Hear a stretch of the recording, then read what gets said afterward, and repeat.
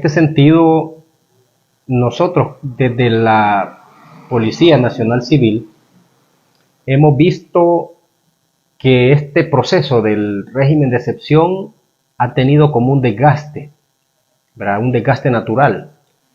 Debemos tomar en cuenta que cuando inició este régimen de excepción en marzo,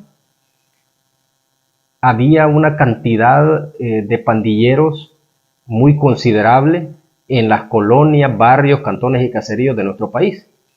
Estos fueron capturados y con el pasar de los meses ha ido disminuyendo la captura de estos pandilleros porque se ha reducido su número.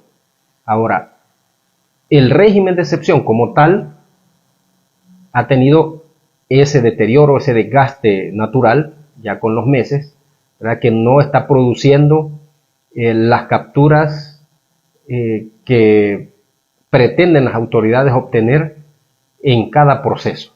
Lo que sí le ha garantizado a las autoridades, en este caso al Ministerio Público, es tiempo, ¿verdad? Porque los detenidos en el régimen de excepción, al extender el tiempo de la detención de las 72 horas, a ellos les garantiza una mayor posibilidad de tener a esta gente tras las rejas, mientras se robustece la investigación en la fase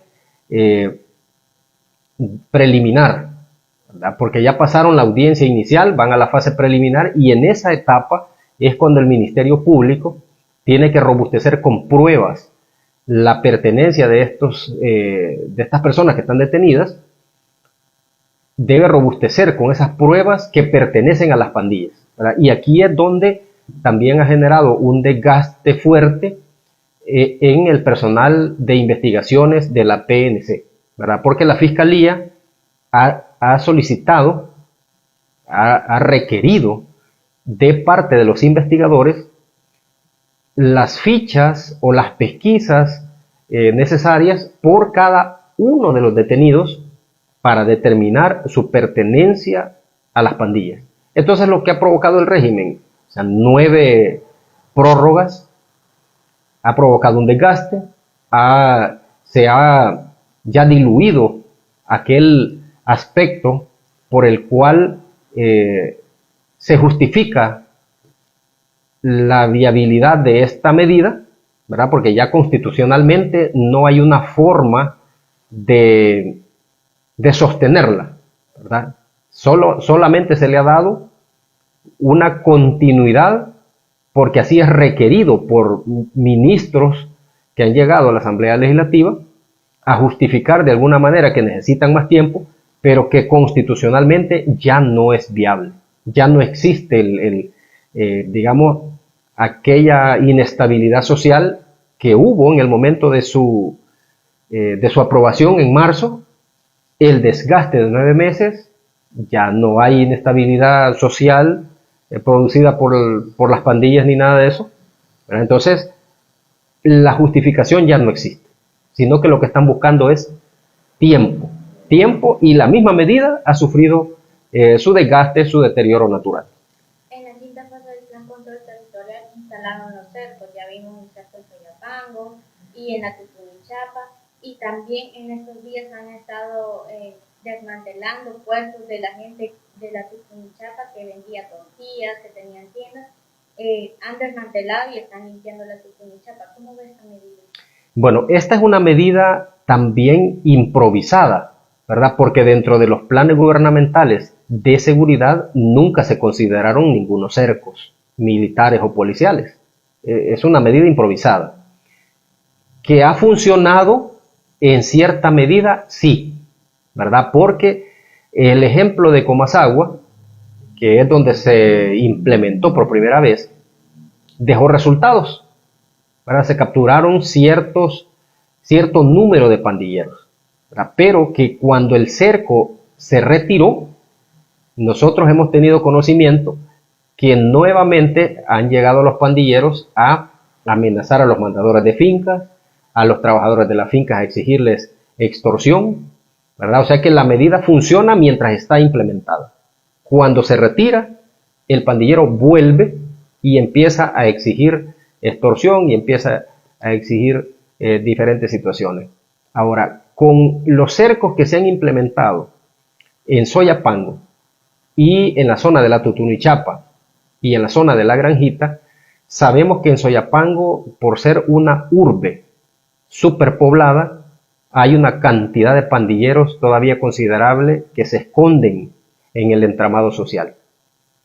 Y el cerco ha permitido capturar muchos de estos sujetos, identificar casas que estaban siendo usurpadas por familiares de pandilleros, y se ha tenido resultados, digamos, medianamente favorables, porque la cantidad de personal que se empleó ahí nunca se había utilizado para un operativo de esa magnitud, pero los resultados han sido pocos, producto del desgaste que ya hablamos del mismo régimen de excepción, ¿verdad? Y que los pandilleros que están en las calles o están escondidos en las colonias, en los barrios, cantones y caseríos, son pocos. Entonces los resultados que se han obtenido del anillo de Soyapango son, digamos, poco significativos respecto a la gran cantidad de personal.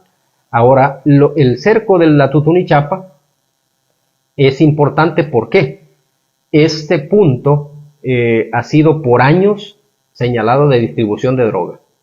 Ahí, droga de todo tipo, sintética, natural, de la que quieran. Y el problema es que los negocios que se habían instalado ahí es de gente que los utilizaba de fachada para ahí distribuir la droga y comprar objetos que los drogadictos llevaban a vender.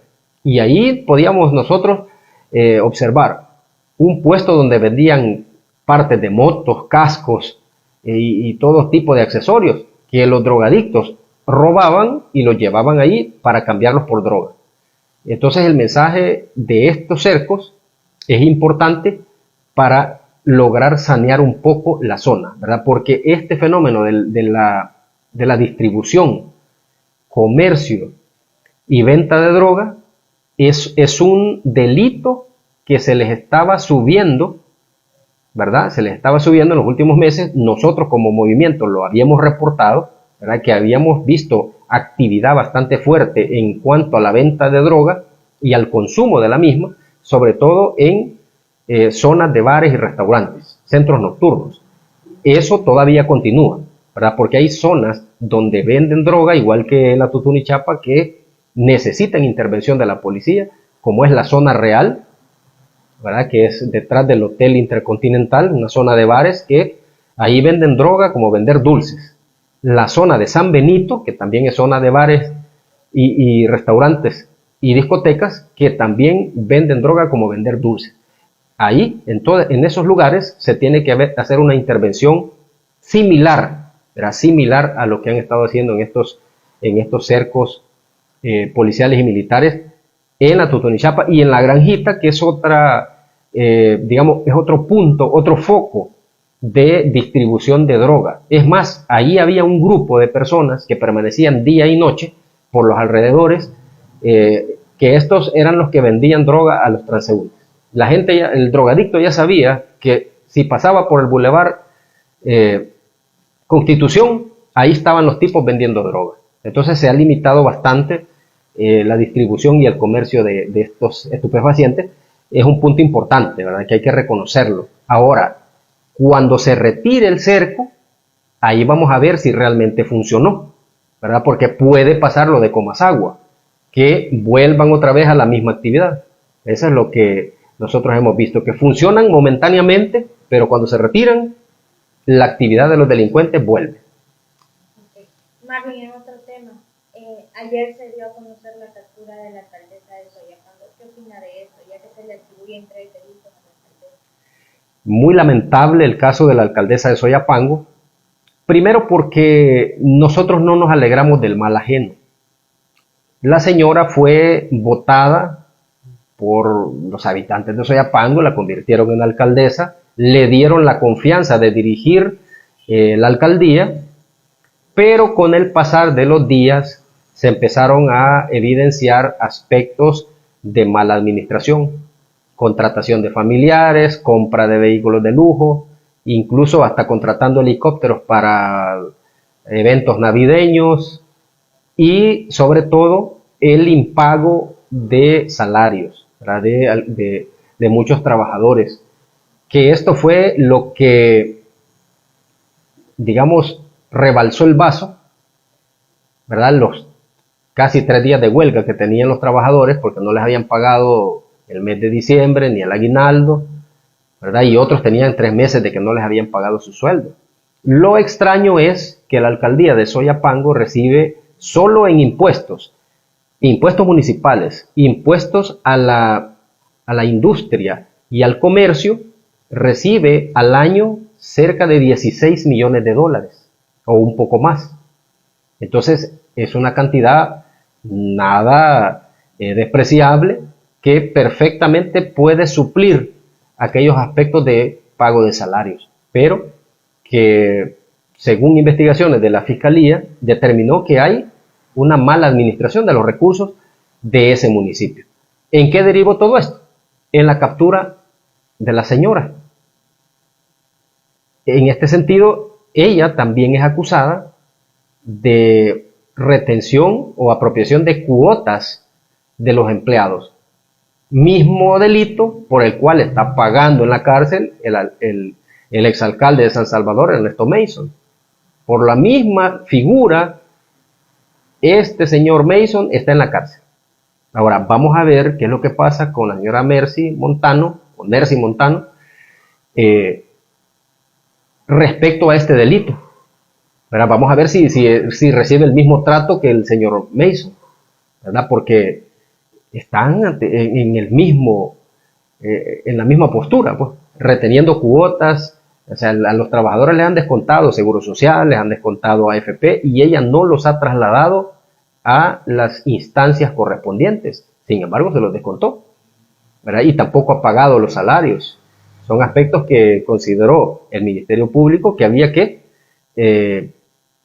generar una orden administrativa para hacerla comparecer ante la justicia por esta mala administración y sobre todo el manoseo de los recursos que son fondos públicos, que son fondos de la comuna y que deben utilizarse para sufragar gastos o para obras según lo que hayan determinado ellos. ¿Cómo ve de que muchos analistas dicen que es un show político, a pesar de que ella es del mismo partido de Nuevas Ideas, pero el presidente Nayib Bukele y Fiscalía ya se pronunció ante esto? ¿Qué opinan? Aquí nosotros podemos hacer un análisis. El presidente reaccionó inmediatamente a la captura de la alcaldesa, como avalando el proceso, lo que nos da a nosotros a pensar y a concluir que ya había una intención de detenerla, o que había un lineamiento desde arriba de detenerla. Nosotros creemos que no es un show, ¿verdad? Ahí había problemas ya desde hace bastante. No es que en estos días ha surgido eso, ¿verdad? Sino que ya venía de meses atrás esa problemática. Los trabajadores aglutinados en el sindicato venían denunciando esto constantemente. Aquí se cumple lo que dijeron los sindicatos, ¿verdad? Ellos tenían razón respecto a la alcaldesa, porque ella estaba haciendo mal uso de los fondos públicos y los sindicatos mantuvieron una constante denuncia, no solo de hoy, finales del año, sino que meses anteriores, ¿verdad? Cuando en varias ocasiones le cerraron los portones a la alcaldesa, exigiéndole diferentes reivindicaciones que el sindicato estaba exigiendo, ¿verdad? Entonces, en tal sentido, nosotros consideramos que no es un show, ¿verdad? Sino que han actuado conforme al quebrantamiento de la norma jurídica, ¿verdad? De los estamentos jurídicos, y esperamos que la señora alcaldesa pues le garanticen un juicio justo, que se defienda y aclare esa situación. Marvin, en otro tema, se aprobó la ley de la reforma de pensiones. ¿Ustedes como sindicato se les convocó tocó o participaron en la comisión ad hoc? No, en ningún momento. Cuando nosotros supimos que en esta comisión ad hoc en la Asamblea Legislativa se iban a llamar sectores organizados de los sindicatos, nosotros esperábamos que se nos llamara, ¿verdad?, para participar en esa discusión y hacer las propuestas necesarias. Pero lamentablemente aquí sí vimos un show en esta comisión, un show barato, por cierto, y de mal gusto. Primero porque llaman a los sindicatos afines al gobierno, liderados por personajes oscuros del sindicalismo. ¿Y estos qué iban a ir a decir? ¿O qué podían aportar ellos? Absolutamente nada. Ahí vimos la participación de cada uno de estos personajes, y lo que llegaron es a avalar la reforma. En ningún momento vimos alguna crítica, alguna propuesta, no vimos refutando alguna situación con la que no estaban de acuerdo. A todo le dieron like, a todo le pusieron la manita, ¿verdad?, con el pulgar arriba. En ningún momento vimos un cuestionamiento. Entonces nosotros consideramos que esta comisión ad hoc es un circo barato, de mal gusto, y que no permitió que actores importantes se unieran a esta discusión y propusieran aspectos para robustecer la propuesta. Aquí prácticamente lo que hicieron ellos es simular que había una discusión y que permitieron o integraron a otros actores fuera de la asamblea a la discusión, pero que realmente no aportaron absolutamente nada. ¿Qué opina de que hoy ya no se va a poder retirar el 25% y por qué esta reforma de pensiones salió tan rápido antes del año, se podría decir, antes de que finalizara el año, ya la tenían establecida? Ya había una intención de aprobarla, ¿verdad?, porque ellos corrieron a aprobar esta reforma, primero para tener, digamos, disponibilidad de los fondos ya para el siguiente año, ¿verdad?, porque resulta que con esta reforma el gobierno puede emitir certificados para ser comprados por las AFPs todas las veces que quiera. No tiene límites. En la anterior ley, como estaba formulada, no podía pasar del 50%. O sea, no podía ni siquiera llegar al 50%. Hoy no tiene límites. Hoy pueden pasar del 50% con esta reforma. Eso, número uno. Número dos, la gente que retiró este 25% lo hizo de sus ahorros. Es gente que toda su vida ha trabajado y tenía la oportunidad de retirar ese 25% para saldar deudas, para invertir en la colegiatura de los hijos, en, no sé, matricular a algún hijo en una carrera universitaria, para diferentes cosas, para lo que quisiera. Ese 25% que la gente retiró es del dinero de ellos. Ese dinero no es del gobierno, no es de las AFPs. Cada centavo de ese 25% representa una parte de la vida de las personas que lo estuvo ahorrando ahí. Pero ahora dicen ellos no. E incluso se atrevió a decir la señora Sueci Callejas que los que retiraron el 25% son sinvergüenzas. ¿Y cuál es el dolor de esta señora? Que la gente haya retirado su propio dinero para utilizarlo en lo que quisiera.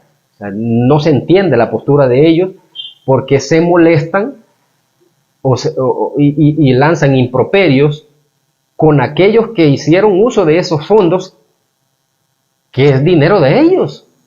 Entonces, nosotros consideramos que hay una violación al artículo 3 de la Constitución, ¿verdad? Porque aquí ya no todos son iguales ante la ley, ¿verdad? Porque si unos sacaron el 25%, tenía que dejarse esa posibilidad abierta en esta nueva reforma, pero la cerraron.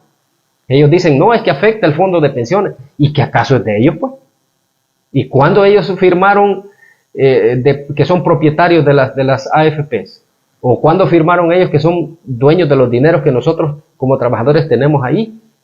O sea, ¿Qué les preocupa a ellos el fondo de pensiones si es privado? Eso es lo que no se entiende. Ellos están peleando una cosa que es privada.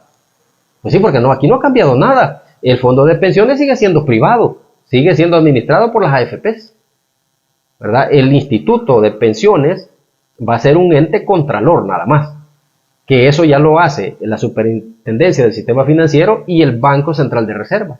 Eso ya lo hace. Y este Instituto Salvadoreño de Pensiones va a ir a hacer lo mismo que ya hacen esas otras instituciones. Entonces, básicamente aquí lo que se hizo con esta reforma es aprovechar el espacio para poder emitir certificados de manera que sobrepasen el 50% de los fondos y obligar a las AFPs a comprar esos certificados. Entonces, en este sentido, nosotros consideramos que la reforma no es para beneficiar a la gente. Porque si no, veamos un ejemplo claro. El aumento de la pensión mínima. ¿Cuánto le va a aumentar a la persona según esta reforma? De 304 o 307, digamos que se paga actualmente, va a subir a 400. Son $97 de incremento. Pero alguien que gane $1,000 le van a aumentar 300. Hay una gran incongruencia ahí, pues. Si el que tiene una pensión de $1,000, ¿para qué le van a aumentar 300? Si ya tiene una pensión buena. Aquí tendrían que, esas propuestas son las que no se escucharon, porque aquí tendría que haber sido diferenciado. Si alguien que tiene $1,000 de pensión, no necesita que le aumenten $300. Es algo totalmente incongruente. Entonces, en ese sentido, hay injusticia, ¿verdad? Hay injusticia de parte de esta reforma, ¿verdad?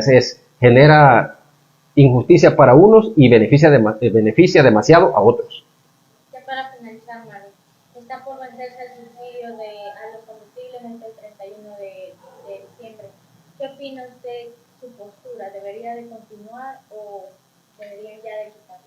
Lo que pasa es que estas medidas son populistas. Se crearon en un momento coyuntural para generar una robustez de la imagen del Ejecutivo. La imagen de Salvador, la imagen de Redentor, ¿verdad? Para eso se hizo. Y se han gastado millones de dólares en subsidiar esta situación. Los otros países no tienen eso. Y cualquiera puede decir, no, usted está en contra de que se subsidie el combustible y que están en contra de que nos beneficien a nosotros. Es que al final no es ningún beneficio. Porque al final esa plata que se ha invertido en estar subsidiando los combustibles, la vamos a terminar pagando todos.